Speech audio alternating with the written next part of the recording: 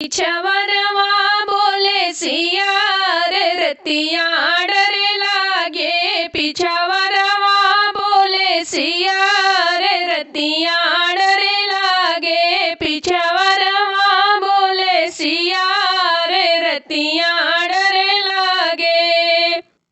कैसे जगाई सखी अपने ससुर जी के, कैसे जगाई सखी अपने ससुर जी के। अरे सासू ना बोल हमारे रतिया डरे लागे। अरे सासू ना बोल हमारे रतिया डरे लागे। पिछवरवा बोले सिया रे रतिया डरे लागे। पिछवरवा बोले सिया रे रतिया डरे लागे। अरे बाटे न सैया हमारे रतिया डरे लागे। अरे बाटे न सैया हमारे रतिया डरे लागे।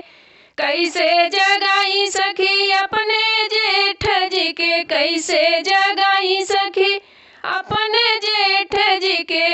अरे अलगा जेठनी हमारे रतिया डरे लागे। अरे अलगा जेठनी हमारे रतिया डरे लागे।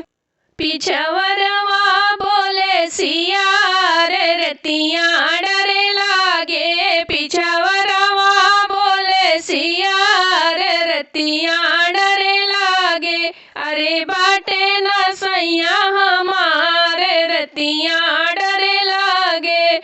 अरे बाटे न सैया हमारे रतिया डरे लागे।